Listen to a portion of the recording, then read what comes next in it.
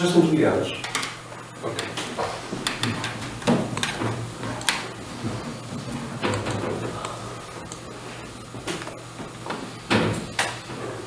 Ok, agora já está mesmo. Uhum.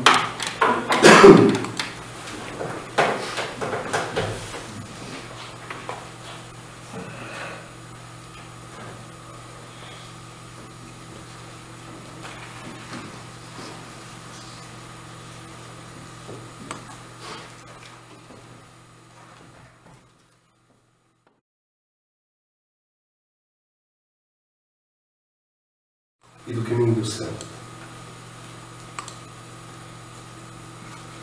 No STIF, tu simplesmente permites que a túnica deixe sobre ti e deixas que ela te condicione.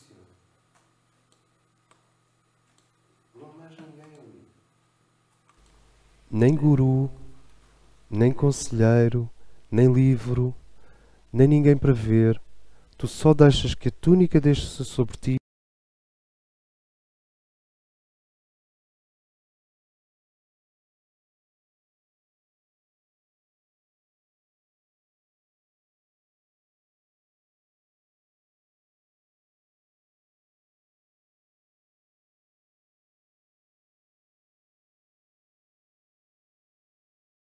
Chamado imitação de Cristo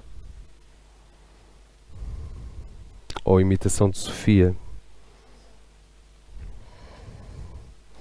Sem som? Tá, ok. Então, esse processo, como se, pode ser altamente acelerado nas 22 zonas portal de Portugal. Os 22 portais de Portugal, mais à frente vamos ter um mapa para ver, e isto é para ver e esquecer, não é? Mas, ou não, mas nessas zonas, elas, é inútil estar ali no caminho longo. Não é para isso que um portal serve. Não é para isso que uma campânula magnética instalada geograficamente serve. Ela não serve para nós irmos lá entrar em fricção. Não serve para nós irmos lá fazer um piquenique. Não serve para irmos lá levar as crianças. Não serve para irmos lá ao domingo relaxar. Não, sabes, isso tudo também pode ser feito, mas é deitar porcos a pérolas. É ter assim um mar de pérolas e deitares um porco lá para dentro. Ok? Então, tu precisas inverter isto. Quando um indivíduo diz assim, eu agora vou a uma zona portal. Nós falamos de zonas portais como a Ilha da Armona, a Praia da Ursa, Barragem da Mula, com o nome destes, Barragem da Mula, em Sintra, próximo da Lagoa Azul. Sagres, Monsaraz, Dornes, Santa Luzia, o Santuário de Santa Luzia em Viana do Castelo, Nazaré, Batalha, Mértola. São 22 zonas ao longo do país. Estas zonas deveriam ser para o caminho curto.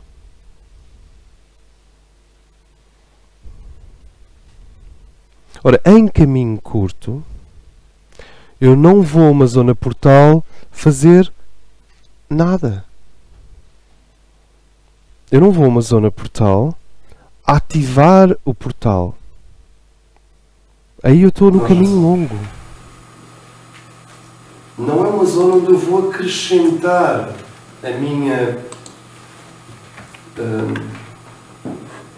um conjunto de opiniões, um conjunto de ideias, um conjunto de forças, um conjunto de diagramas e esquemas que eu construí em torno da espiritualidade. Os portais não precisam de nós para nada. Exceto se o indivíduo estiver nessa atitude de como se. E como se tu és uma pomba ali, tu és um sacerdote, tu és um deslizante. Tu fluis com a dinâmica do portal. Nas zonas portal, as distâncias entre as 7 esferas que compõem a Terra, desde a esfera divina da Terra, onde vive o Logos planetário, até à esfera mineral, quer dizer, cristais, metais, terras, materiais físicos, a distância entre estas 7 zonas, que são as mesmas 7 do nosso ser e são as mesmas 7 do universo, é limitada ao máximo. Por isso é que se chama portal. É porque a tangência entre os vários planos é muito alta. Então sim, pode-se dizer que um ser aproxima-se de uma zona portal despindo-se do seu ego. Não é triturando o ego, nem maltratando o ego, nem batendo no ego até ele ficar em coma. Há pessoas que parecem santos, mas tu vais ver o ego. Mas o ego dela está em coma. Não sei se me faço entender. Tu podes dizer, tão santo, tão santinho. Não, ele bateu no ego ao ponto do ego já não se consegue mexer mais, está entravado. E aquilo pode dar uma sensação fantástica, mas é repressão em alto nível. O indivíduo candidatou-se a uma neurose. Não quer dizer que apanhe uma neurose, porque o universo tem sentido de humor. O universo tem sentido de humor, mas cuidado. Portanto, tu podes bater no ego até ele entrar em coma, dá-se aquela dissociação patológica, neurótica, e tu até te esqueces que és uma pessoa. E a partir daí tudo pode acontecer. Isso não é bom. Agora, quando nós vamos a uma zona portal, eu estou a dizer isto porque tudo isto faz parte do nosso trabalho.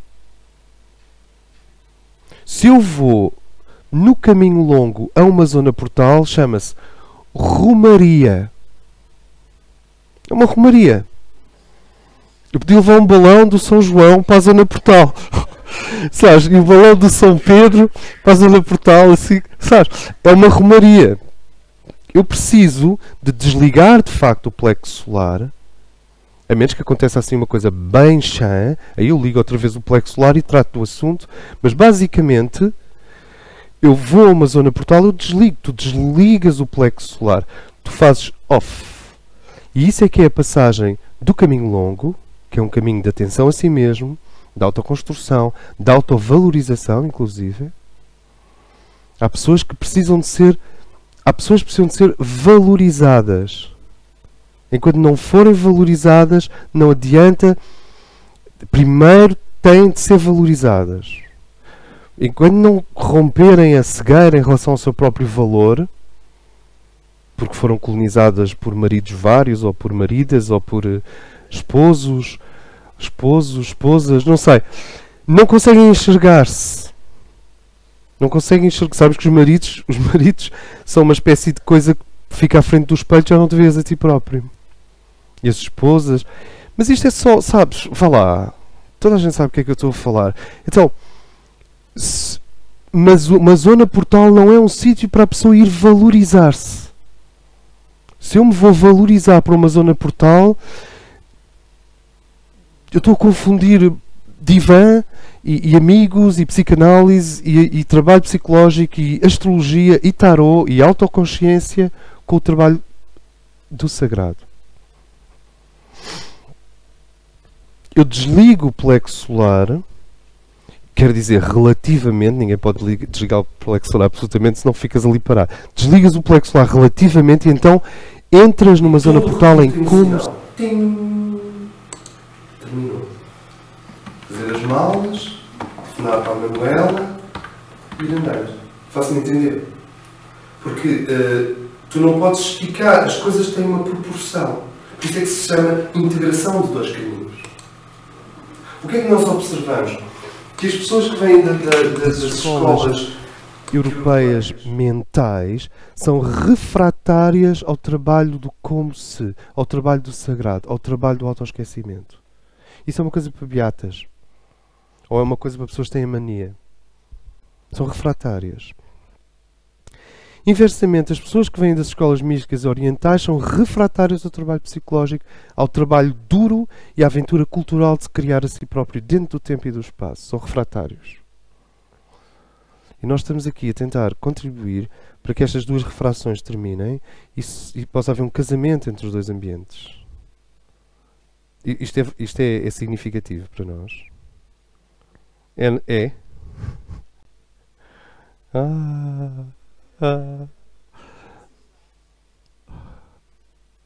Tuxa?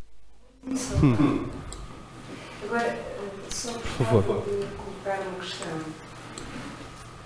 Este caminho curto tem impresso ou imprime no nosso ser interno uma postura muito séria. É mesmo axial. E dá-nos um tempo, tal tempo, a campainha que tu falavas há pouco. E parece que o tempo da brincadeira termina mesmo. Se nós chamamos de brincadeira o indivíduo fugir do caminho curto quando chegou o momento dele, de facto eu acho que terminou. Se chamar de brincadeira ser capaz de se movimentar entre os dois caminhos, aí está a começar. Mas eu percebo que queres dizer, sim, eu acho que sim. Eu acho que sim, porque o tipo de energia que nós contactamos durante o caminho curto acumula-se nos níveis profundos dos chakras. E o tipo de energia que nós acumulamos durante o caminho longo acumula-se à superfície dos chakras. No momento crítico, que pode ser, não sei, uma fenda do tamanho do Grand Canyon a atravessar a Europa inteira, estou a brincar, no momento crítico, tu vais precisar da energia do caminho curto, não do caminho longo. A fibra espiritual de uma pessoa vem ao de cima nos momentos críticos, plutónicos, se quiserem, escorpiónicos, aqueles momentos que decidem tudo. De onde que, porque a Terra está em dores de parto, nós estamos em dor de parto, a Terra está em dor de parto, os sistemas de sustentação, do significado, do valor e do entendimento da antiga civilização estão a terminar o seu período de validade, mas há um novo sistema montado. A hierarquia não faria abalar, por exemplo, os sistemas financeiros, apesar disso ser óbvio com Plutão em Capricórnio, mas nunca faria abalar os sistemas financeiros se já não tivesse outro sistema pronto. Sempre. Eles não são loucos. Eles não mexem. O cosmos não mexe numa coisa para deixar aquilo inacabado, imperfeito. Então sim, pode ser que a brincadeira terminou, porque nós precisamos de acumular essa força específica que só é possível no caminho curto. Eu diria que a grande conquista neste momento passa por conseguir harmonizar dentro de si os dois caminhos, de forma que eles deixem de estar em conflito. Se me permitem, isto é uma forma paternalista de falar, peço desculpa, mas é assim, mentalizem, pensem harmonização dos dois caminhos, emulsionar os dois caminhos. Nem que o dia seja dividido em 5 partes, caminho curto, caminho longo, caminho curto, caminho longo, caminho curto, caminho longo, não sei.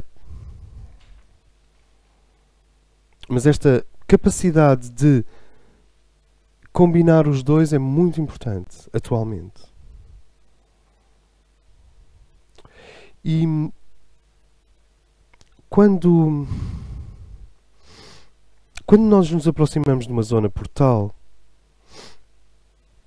precisamos deixar, digamos que o plexo solar representa o que em nós está trabalhado e o que em nós está por trabalhar. Ela é a síntese do homem consciente. A síntese do homem consciente faz-se aqui. A síntese do homem espiritual, consciente e espiritual já se faz aqui em cima. Mas o homem meramente, simplesmente o homem consciente, digamos, civitas communitas, é aqui que acontece. Essa força cívica e comunal que te põe a uma correta distância dos outros, não demasiado distante que não os sintas, nem demasiado perto que de repente não te sintas a ti. E isso é o plexo solar, ele regula a distância. E faz muitas outras coisas que nós vamos aprofundar quando entrarmos no universo do plexo solar propriamente. Mas, numa zona portal, isto deve ser despido. é interessante. Eu tenho um vídeo que eu penso que está aqui disponível do Martin Ling, um ser da escola tradicional inglês que se converteu ao Islão. Converteu-se ao Islão em 1920. Em que ele faz então, porque se converteu ao Islão, a peregrinação a Meca.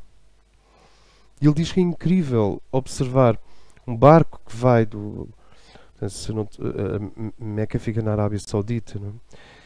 O barco vai do Sudão a atravessar o Golfo Pérsico na direção da Arábia Saudita. Eu penso que é mais ou menos isto.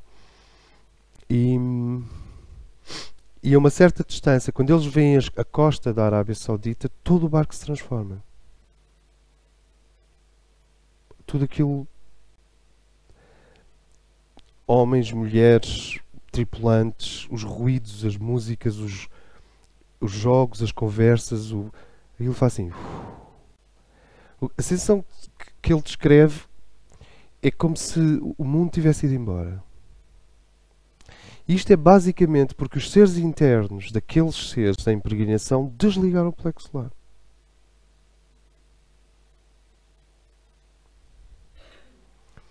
Destruíram-no? Não. Uma cadeira não é um avião. Anularam-no? Impuseram um ritmo alienígena sobre aquele plexo solar? Não. Ele simplesmente recolhe-se para dar espaço a estas regiões superiores de se exprimirem. Pode-se dizer que o caminho curto predomina do coração para cima e o trabalho psicológico predomina do coração até à base da coluna vertebral. Se bem que esta é uma divisão um pouco grosseira, porque há muita coisa do caminho longo a descobrir aqui e há muita coisa do caminho curto na base da coluna vertebral.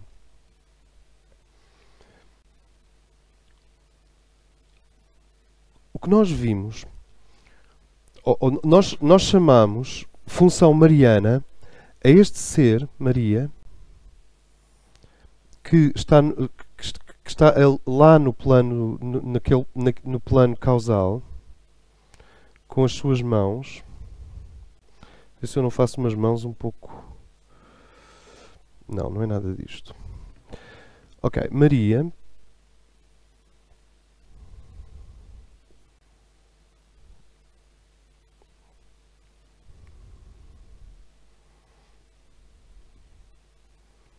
E então vocês têm esta expressão, o Imaculado Coração de Maria. E Maria seria uma aparição da vibração que estas três crianças que nós somos, o físico, o emocional e o mental, precisam de receber. Eu não sei se nós vamos chamar Francisco ao físico, Jacinta ao emocional e mental a Lúcia.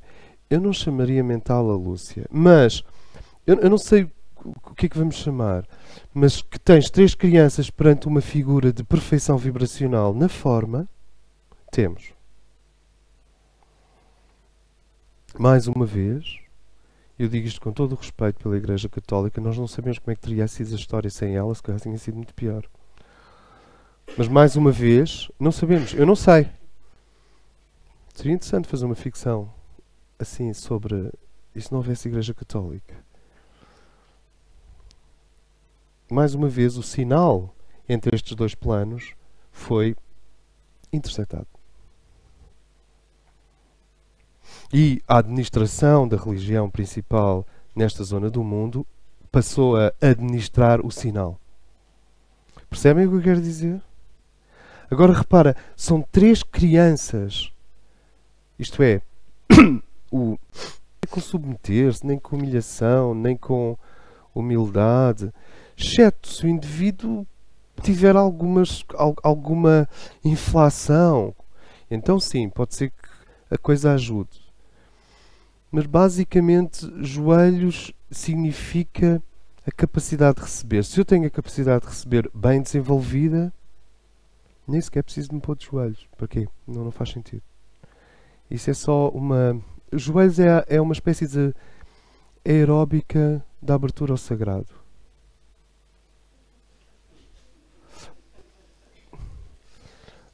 Mas se isso já está bem trabalhado, tu já não precisas de continuar a fazer stepping. E a coisa... Porque é interior. Terrível é se um indivíduo se põe de joelhos fisicamente e dentro dele continua. Portanto, vocês entendem. Então, isto foi interceptado, mas o que nós temos é uma criança, 3 crianças, quer dizer, 3 receptores e uma vibração que nós associamos, a energia de Virgem, que nós associamos à exatidão vibratória. E é aqui que eu quero chegar, muito, aqui. O nosso modelo tem mais poder na proporção em que nós somos exatos para com ele. Sem que isto se transforme em perfeccionismo, porque vocês sabem, perfeccionismo é uma máscara da ambição. Então, em vez de nós nos preocuparmos com o perfeccionismo, preocupamos com a ambição. E a ambição é uma máscara de quê? A ambição é uma máscara da sensação de que estamos a ser comidos por um buraco escuro. É uma máscara do medo.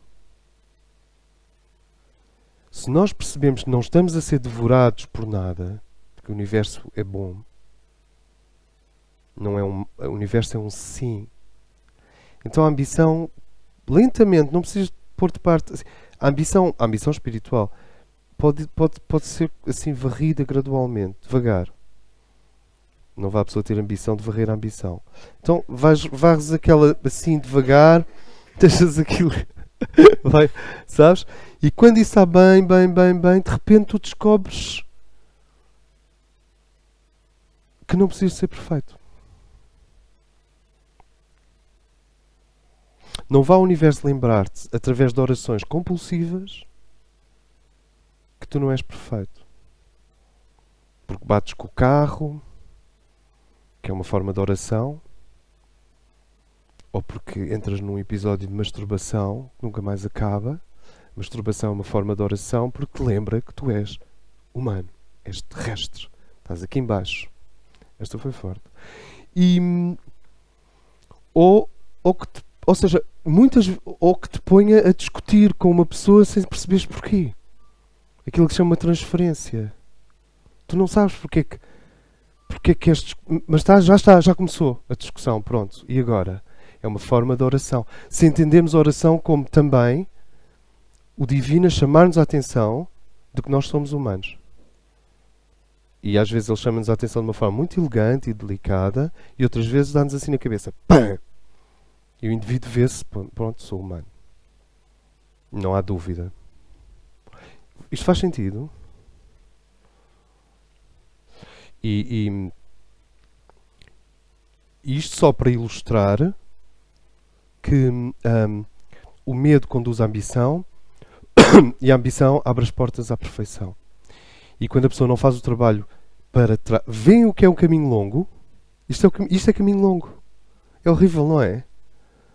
Já falámos aqui de quê? De acidentes? Mas é mesmo isto. E se o indivíduo não faz o trabalho retroativo de olhar através da máscara da perfeição para ver a ambição e olhar através da máscara da ambição para ver o medo, o universo vai lembrar-lhe, primeiro, que ele é humano, portanto, põe lá a perfeição no sítio dela. Como nós dissemos, a pedra angular da tua perfeição é sempre assinada por Deus. É aí que a espiritualidade profunda se afasta de certas maçonarias que vêm no homem a obra final. Não, o homem não é a obra final. Deus no homem é a obra final. E aqui há uma rotação de identidade que algumas, não todas, maçonarias perderam. Porque põe o homem assim, quase no nível do divino. Claro que isto tudo pode ser reinterpretado e rearticulado. Sentem. Então, nesta passagem, esta vibração, e cada um tem a sua onda, aquilo que o chama, aquilo que o enleva. Enleva aquilo que o molda. A precisão é muito importante, porque a precisão que não tem a ver com perfeccionismo. Tem a ver com uma coisa muito diferente, que é amor à perfeição. Se nós conseguimos distinguir perfeccionismo, que é uma coisa rígida e que liberta frio, de amor à perfeição, que é uma coisa melódica, lírica, quente, sensível. Porque o amor à perfeição, se não é perfeito, tu amas na mesma, porque o importante é o amor à perfeição, quer dizer, é o processo de chegar à perfeição. Sentem esta diferença? Que em tantos de nós, as duas coisas estão como coladas. Perfeição, amor à perfeição e perfeccionismo. Eu digo isto no contexto de Maria. E no contexto especificamente das aparições de Fátima. Há ali qualquer coisa de radiação de perfeição. Agora, quando se entra no nível esotérico da revelação mariana, ela é eterna. Ela representa a fase da Mãe Divina. Um dia nós vamos estudar a Mãe Divina em muitos aspectos, mas Maria é a fase da Mãe Divina que não é só, mas é a fase da Mãe Divina que vem ao encontro daquilo que é imperfeito para tornar perfeito. Não é para espiritualizar, isso é Cristo e Sofia. Nem é para elevar, é para ajustar. Daí o termo Imaculado Coração. Aqui a mácula não tem a ver com as noções, eu penso, de pecado no sentido, ai, onde é que nós estamos? Sabes? Mas tem a ver com mácula, tem a ver com a negligência para com a vibração cristalina, sónica, mântrica do teu ser perante o teu ser. Do teu ser externo perante o teu ser interno. O teu ser interno é um som. É um... vá lá. Tinir de um cristal. É uma onda, é uma sinusoidal. Há uma matemática da imagem. Repara, imagem e semelhança. E o que Maria, sabes, Maria como hierarquia, rege os espelhos da Terra. Isto significa que ela rege as entidades vibracionais encarregadas de manter em sincronia e em semelhança as altas vibrações do cosmos com as várias vibrações da Terra. Maria não é Gaia, não é Iemanjá, não, e são outras fases da Mãe Divina. Maria tem a tarefa planetária. Maria, isto é, Mary, the Holy Mother of Jesus Christ. Maria do Rosário. Maria das Dores. Maria da Conceição. Mais Marias. É Maria da Piedade, Maria da Graça, Maria da Encarnação, Maria do Céu, Maria da Assunção.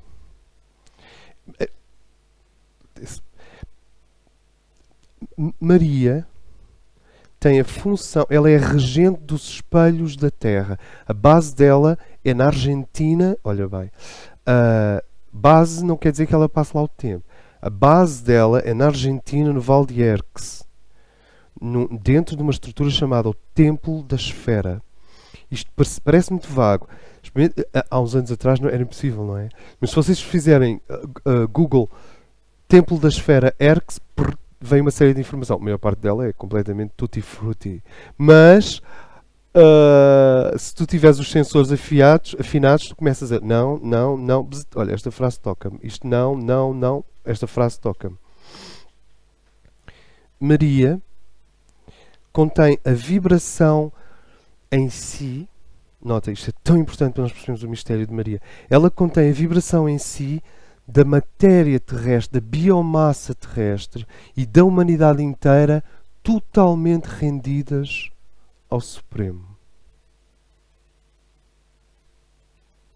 Ficamos sem saber se ela é uma entidade que de cima nos vem chamar para a perfeição ou se ela é conosco a abertura para a perfeição. Sentem o que é Maria?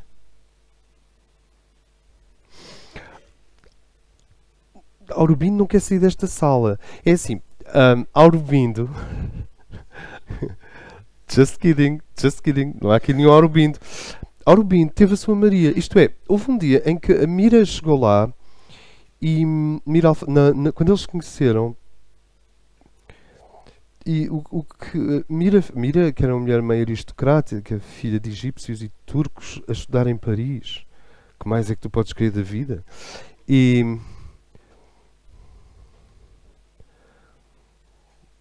era discípula do Gustave, não é do Gustave Moreau, do Puig de Chavannes e daqueles pintores que faziam aqueles murais lindíssimos. E ela chegou ao pé de Aurobindo e assim que ela percebeu que estava ali, ela simplesmente deitou-se no chão. Para aquela questão do caminho longo de o homem superior à mulher e a mulher superior ao homem, a pessoa fica, que é isto? Mas ela naquele momento corporificava toda a matéria terrestre. A biomassa da Terra, a vontade da humanidade, os seres humanos.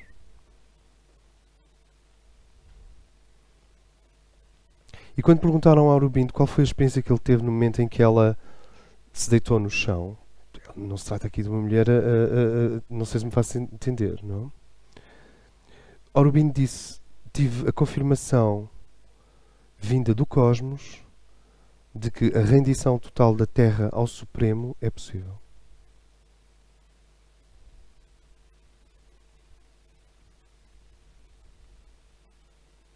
E aqui começamos a perceber o que é Maria Madalena a lavar os pés a Cristo, com os próprios cabelos. Estamos muito longe do universo das geixas. Okay? Isto tudo parece um bocadinho geixa. Mas isto hoje tem que ser rápido. Isto é um bocadinho geixa, mas não é, é o oposto. É um ser que corporifica em si a totalidade da Terra, e qualquer ser do sexo feminino pode fazê-lo. Faz parte do caminho do desenvolvimento dos níveis espirituais da mulher. Ao corporificar a totalidade da Terra e entregar essa identificação possível nos pés daquilo a que se chama o Avatar, porque estamos numa tradição indiana. Sentem? Então, Maria é... porque ela se rende totalmente à vontade do Pai, ela torna-se a reveladora do Filho. E o Filho aqui é a Terra ascendida. No nível planetário, o Filho é a Terra ascendida. O Pai nada é sem esta rendição. Ele permanece, digamos, imobilizado na glória, impotente para o esplendor.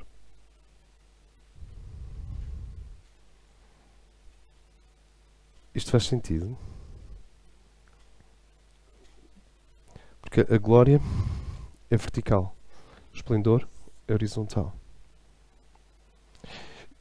Ou seja, os mistérios marianos são os mistérios da preparação da personalidade, por extensão dos povos, por extensão dos reinos, animal, vegetal, mineral, por extensão da própria estrutura e arquitetura geofísica da Terra. Os mistérios marianos têm que incluir, por extensão, todas estas realidades e depois levar esta realidade a uma abertura incondicional ao Supremo. Vocês veem que já não estamos num caminho longo aqui. E o que Maria... Vocês têm estes 3 pastorinhos que, numa intuição qualquer daquelas meio fulminantes, há muitos anos, nós tivemos, é que estes pastorinhos representam os 3 níveis da humanidade. A humanidade identificada com o físico, a humanidade identificada com o astral e a humanidade identificada com a mente. Será que estamos a esticar demasiado a metáfora? Talvez o tempo nos ajude a responder, não sei.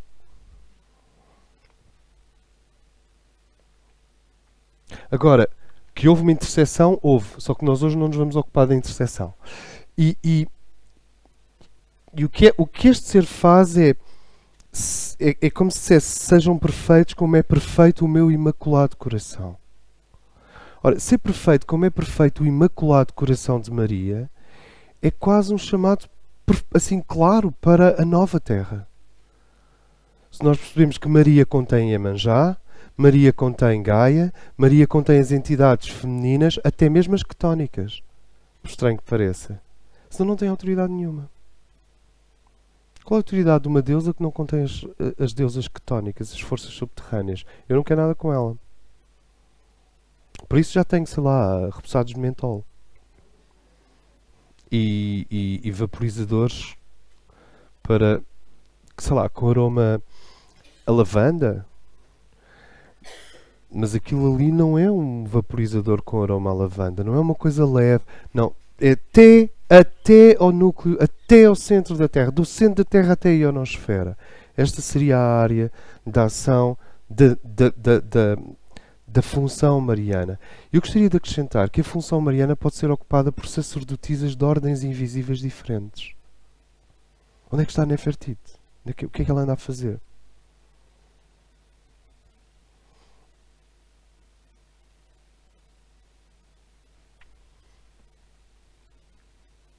Neste processo, depois deste modelo poder envolver como uma túnica a personalidade,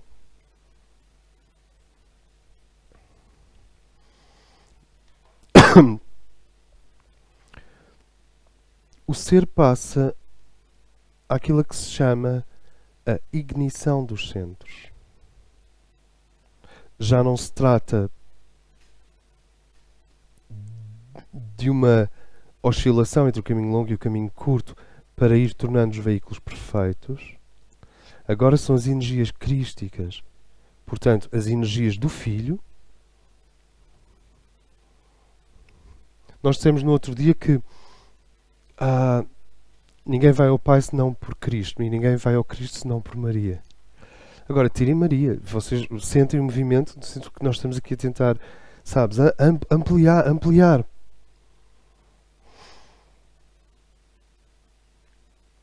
Agora sim, quando começarmos então, quando se fala da ignição dos centros, pode-se ver o lado esotérico das chagas de Cristo. O que é esse Chiron? O que é essa ferida cujo sangue cura? Vocês já repararam que ele chamou sangue ao vinho? E de bocado estava na cruz? Sangue? Está mesmo ali ao lado.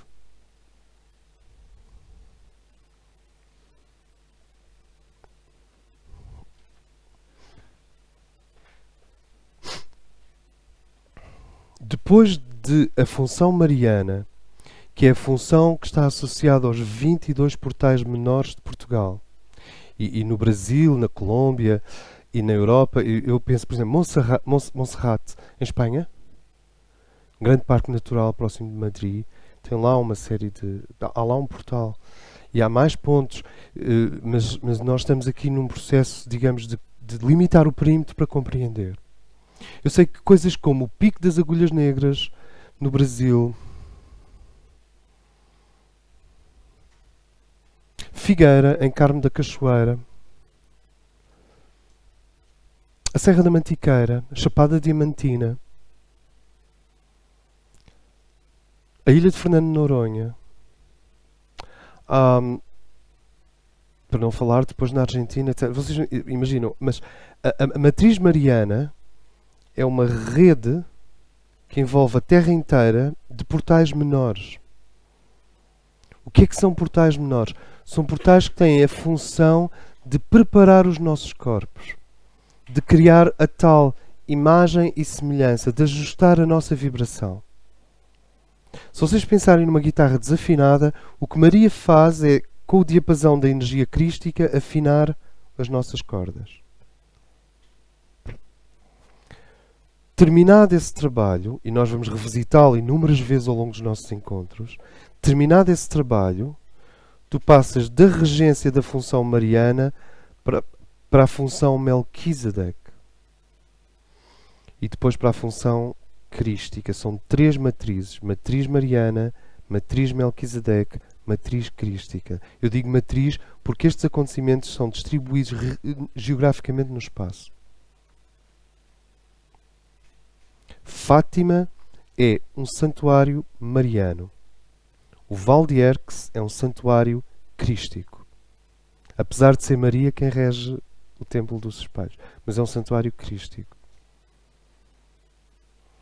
E sempre que uma vibração de amor em nome do todo é invocada, tu crias um ponto da matriz Melquisedeque. Porque essa é a matriz de instrução. É onde acontece a verdadeira instrução, aí está a energia Melquisedeque. Agora, esses pontos, o que é que são os centros? Eu vou ser, agora vamos ser rápidos, porque depois continuamos no outro encontro. O que é que são os centros? O que é que são os chakras? Rodas, chakras no corpo etérico e astral, fundamentalmente no corpo etérico. Esses chakras são como turbinas. Uma turbina puxa energia, expele-a por trás e obriga um corpo a ir em frente. De onde que os nossos chakras, de uma forma bastante literal, são os nossos motores. É como se fôssemos um avião com 5 turbinas frontais e 2 turbinas verticais. Turbinas rodam. O que o chakra da raiz processa fundamentalmente é energia telúrica. O que este centro da coroa processa fundamentalmente é a energia forrat, a energia divina que pode chegar aqui a esta zona. E há seres que têm às vezes isto tapado, quase de emergência, para viverem 1 ou 2 ou 3 anos aqui embaixo. Senão não conseguem. São como peixes de luz. Tu falas com eles e só ouves blop. Porque não estão cá, nem sabem como dizer o que sentem. Então às vezes os irmãos vêm, põem aqui uma rede e fazem assim, mais devagar. E tu sentes mesmo uma rede e às vezes sentes tirarem a rede. Porque é como que um diafragma aqui que tem que ser regulado, porque se isto é muito intenso a pessoa pode não conseguir funcionar nos outros planos. Mas estas turbinas, as frontais, captam fundamentalmente prana. Então repara, as nossas turbinas propulsionam-nos se estiverem a processar energia. Exatamente como a turbina de um avião propulsiona o avião se houver atmosfera. Se não houver atmosfera, o avião está parado. Por mais que as turbinas do avião na Lua não funcionam porque não há ar para puxar. Não sei se me faço entender. É outro processo. Tem que ser foguetes e não turbinas. O que as turbinas fazem é puxar um caudal de prana para si e irradiar prana. Nós recebemos o prana pelas costas e irradiamos pela frente. Os nossos chakras são duplos. Tem o nível frontal e o nível dorsal. O dorsal recebe e o frontal emite. Porque uma pessoa pode se interrogar: o que é que eu faço com tanta paixão? O que é que eu faço com a paixão? O que é que tu vais fazer com a paixão? A paixão não é para ficar pelo caminho. Os seres de luz não são mornos, são intensos. Para ser claro, a preparação para as iniciações é uma intensificação da vida. É uma intensificação. Quando tu começas a passar do regime do prana para o regime ardente, tu perdes o sono. Dias inteiros. Isto vai mexer com a rede neurológica, vai mexer com a rede neural, vai mexer com as energias que fluem no corpo. Como tu assimilas muito mais profundamente os alimentos, precisas de menos comida. Não é porque estejas a comer menos. Não é porque estejas a alimentar-te pior. Não, tu estás a alimentar melhor, portanto comes menos. E aqui a questão dos florais de Bach tem um papel importantíssimo. Lembram-se dos florais de Bach? Lá atrás, em 1992, 95, 2001, 2007, foi há milénios, porque agora cada ano que passa já marca uma década. Então, os florais vão voltar. De uma forma ou de outra, os florais vão voltar. Pelo menos nós aqui vamos tentar recuperar uma leitura disso, porque os florais, porque têm a vibração dos chakras positiva, quando são assimilados por um ser que está a vibrar em negativo, eles começam a inverter a circulação do chakra. Agora não vamos começar a falar porque é que as flores fazem essas coisas. Mas vão de reparar que quando há emoções para ser expressas, os homens usam flores. E as flores são organizações energéticas circulares. Tem tudo a ver com os chakras. Portanto, vamos começar. Eu irei começar a falar cada vez mais de turbinas. Porque rodas é um bocadinho. Não sei, faz-me lembrar os carrinhos dos Legos, aqueles carrinhos de rodas. E chakra não é bem português. Turbinas, círculos criadores de energia. Criadores metabolizantes de energia. A passagem para o estado ardente.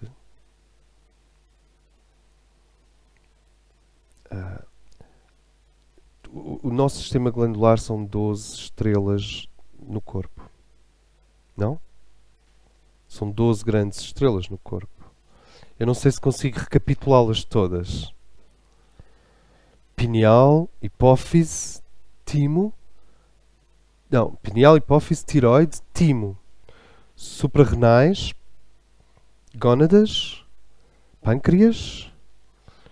Deve faltar qualquer coisa aqui. Amígdalas. Eu sei que são 12. Então, quando vocês veem aquelas 12 estrelas em torno de Maria, isso representa também, não só, também as 12 frequências exatas que são necessárias para um ser humano passar do estado prânico para o estado ardente. Então nós dizemos o coração imaculado de Maria. Vocês já repararam que não se diz o coração ardente de Maria? De quem é o coração ardente? The fiery heart of our Lord Jesus Christ e o coração imaculado de Maria. Vêem a diferença? Imaculado é modelador. Depois da modelação ter atingido isto que está aqui, que são os centros a vibrar em positivo, brilhantes, então o teu ser interno, por dentro, rompe o centro de cada chakra.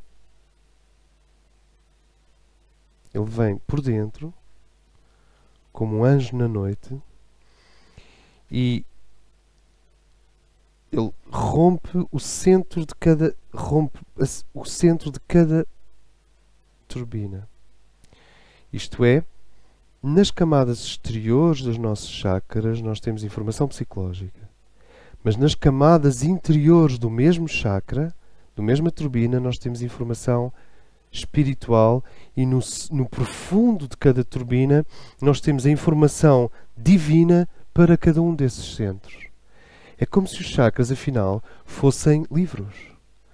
No início, a informação é psicológica. Não me sinto nada bem. Faz-me uma massagem. Reiki. Reiki já penetra mais fundo, para sermos completamente honestos. E as camadas exteriores têm informação psicológica. As camadas mais profundas, a meio, já começam a ter uma vibração causal espiritual. E há um momento em que as camadas lá mais para o fim têm uma vibração ardente e finalmente divina. Sabem, divino e autossuficiência são realidades muito parecidas. Então, o que acontece é que aquilo que está distorcido, bloqueado, doloroso em nós são as camadas exteriores dos chakras. É a nossa biografia terrestre em cada um destes centros. Mas lá dentro esperam coisas. Em cada um destes 5 patamares.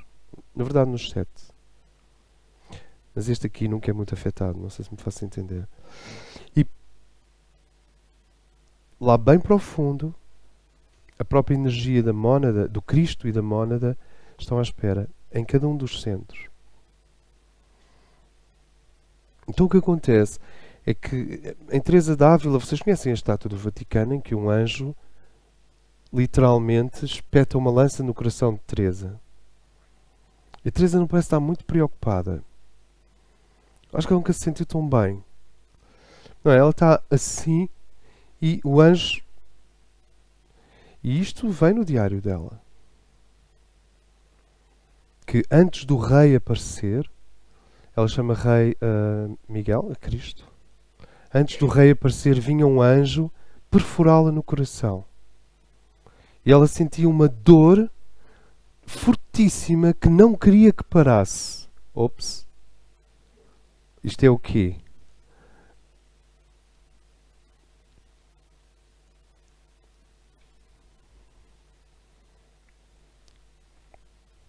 Para terminar mesmo, eu tive uma experiência, quando estive em retiro 3 meses, lá no Brasil, em que eu tinha uma relação muito... Eu não costumo falar de experiências minhas, exatamente assim mesmo, mas é só uma ilustração. Eu tinha uma relação muito forte com o ser, que ainda tenho, uma relação muito forte com esse ser. Mas a relação tinha muita tristeza no sentido de... Eu acho que eu tinha 28 anos também, mas sentia pena, comiseração. Eu era como uma espécie de boy scout. E que queria muito ajudar esse ser e amar esse ser de uma maneira, digamos, solícita e que fosse de amparo, etc. Quer dizer, havia imensa vibração emocional. E esse centro promovia uma limpeza flashante dos centros. Quer dizer, se tu não tivesses aberto a isso, não aguentavas lá uma semana. Caminho curto. E ao fim de uns dias, à meia da noite, eu senti chegarem uns seres altos. Altos, mas altos. Os cabelos longos. E pareceu-me que tinham umas túnicas rosa escuro. Eu nunca vejo nada. Isto foi tudo intuído. Eu não vejo nada. E eu estava a começar a tomar consciência do tipo de emoções de pena e de amparo e de uma série de coisas. E então eles simplesmente abriram o plexo solar. Não sei como. Eu nunca abri nenhum plexo solar. Abriram o plexo solar e começaram a tirar uma substância que era como trapos velhos, aqueles trapos de oficina de automóvel, mas molhados. E vinham uns atrás dos outros. E uns saíam do coração, outros saíam do plexo solar. Nada que envolvesse o segundo centro, era só aqui. E era uma vibração velha, bafienta, úmida, de energia parada. Assim, imenso. Houve um momento em que disse, bom, então já acabou. Não, aquilo foi imenso tempo. Essa excisão de substância vibracional acumulada nos chakras, neste caso era plexo solar e coração, que estava ali como uma bagagem inútil e que já tinha cumprido a sua função. E depois disso ser feito, fiquei com uma sensação de mentol. Quando os teus centros são limpos, principalmente o coração e o plexo solar, tu ficas como se fosse... A sensação é como se fosse mentol, uma luz mentolada. Não sei do que é que estou a falar, mas é mais ou menos assim. E fecharam, eu adormeci. No outro dia eu sentia-me leve, como se tivesse 8 anos de idade, 12 anos de idade.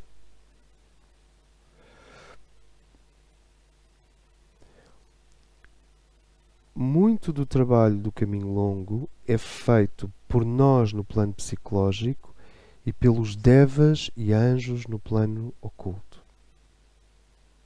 Não estamos sozinhos no caminho longo.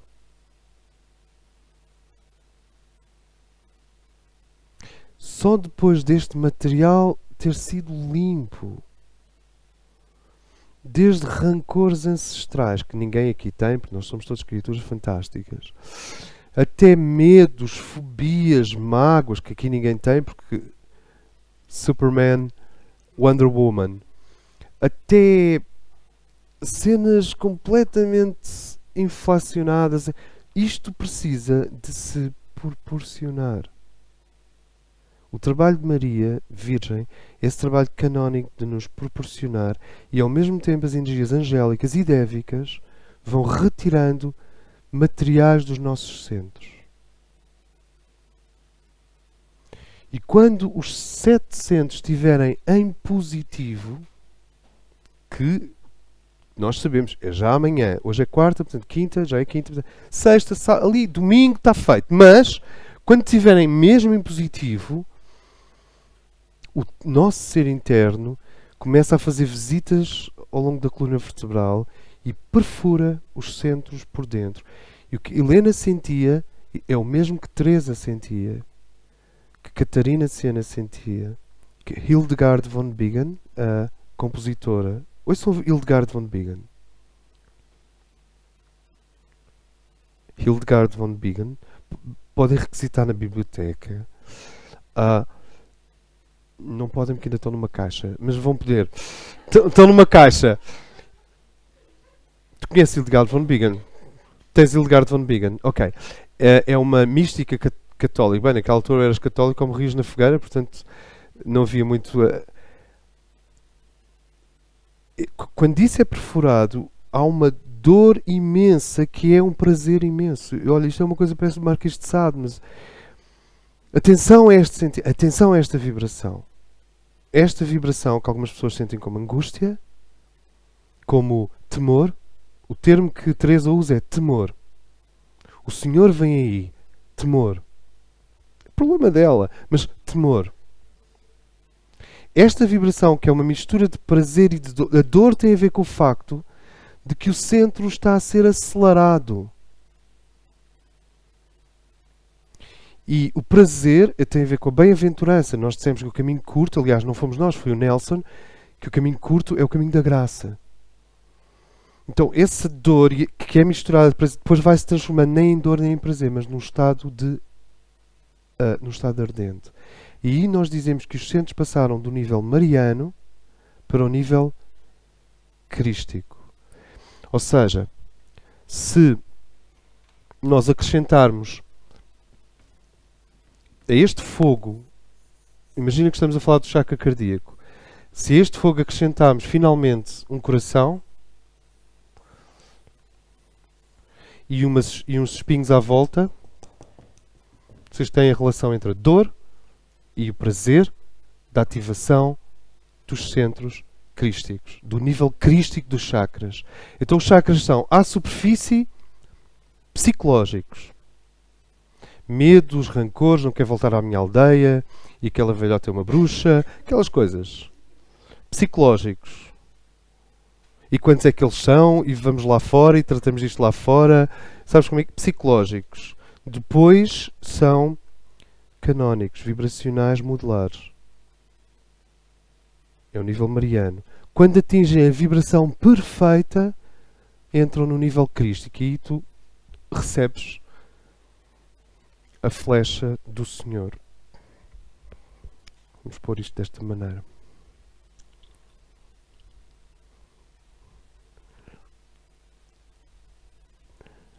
Está-se a compor.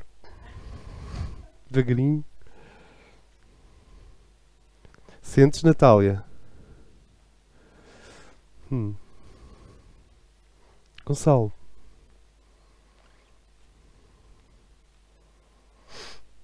Ok.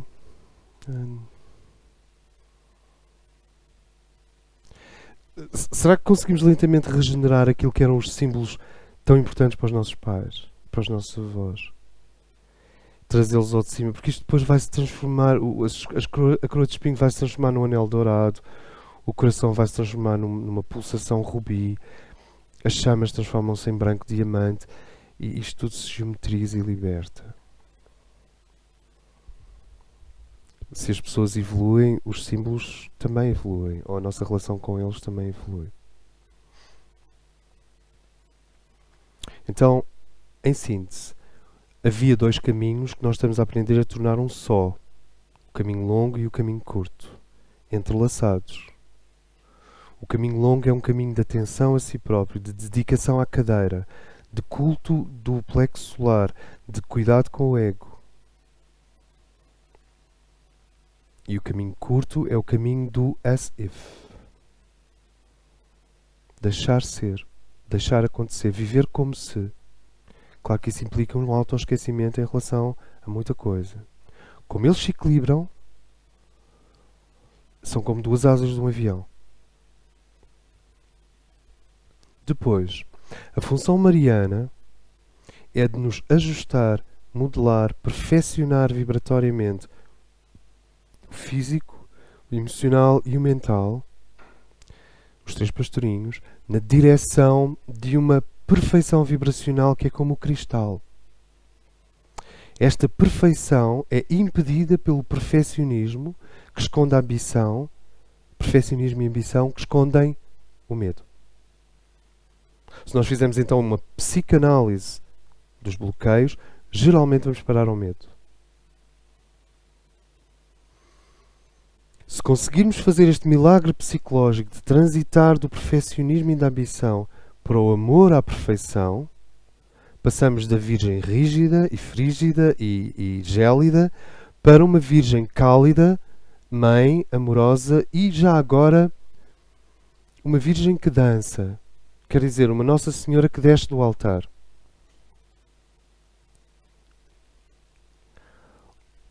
Sabem como é que os ciganos fazem em Espanha? Tiram a Nossa Senhora do altar e levam-na para casa, vestem-na como eles e dão-lhe de comer. E dançam com ela e não sei o quê. Depois no fim da festa cigana levam a Nossa Senhora outra vez para o altar. Ou seja, a Igreja não fez Sofia para nós, só fez Maria, então nós já tratamos disso. Trazem-na para casa. Agora, por isso é que aquele povo nunca vai desaparecer da face da terra. Esse processo de fazer descer do altar é o processo de passar do perfeccionismo e da ambição ao amor à perfeição, que é uma coisa muito mais cá do fundo. E finalmente, depois desse trabalho de modelação, de aperfeiçoamento, de canonização de um ser, canonização, então, o que é canonização?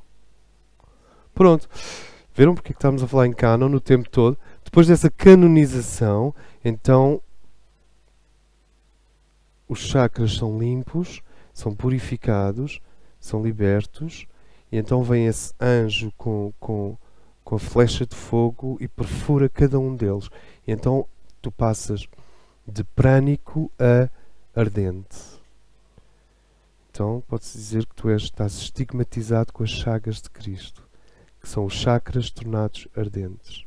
Helena Rorick foi das primeiras a viver isso entre Nova Iorque e os Himalaias.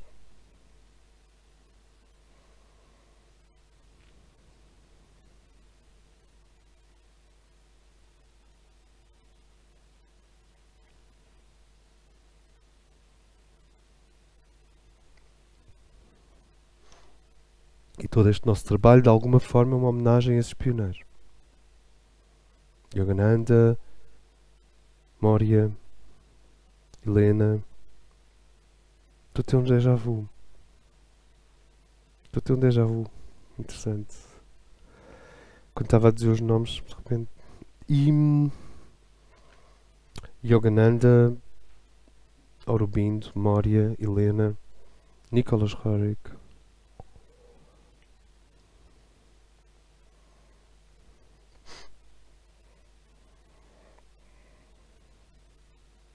Teresa. Amália, tu tens a sensação que aquilo mais um bocadinho e ficava ardente. Há assim um espasmo, mas não... Ou fica ardente mesmo.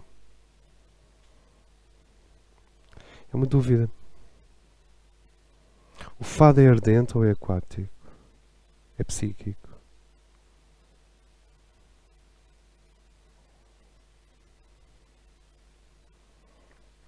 Nós não temos uma cultura ardente em Portugal, já viram? Temos as oliveiras e o azeite. É ardente.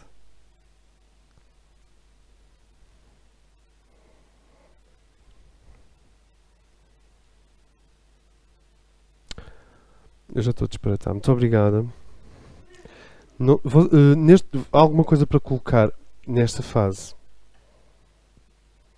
Eu compreendo que é tarde, não é? Mas, por mim...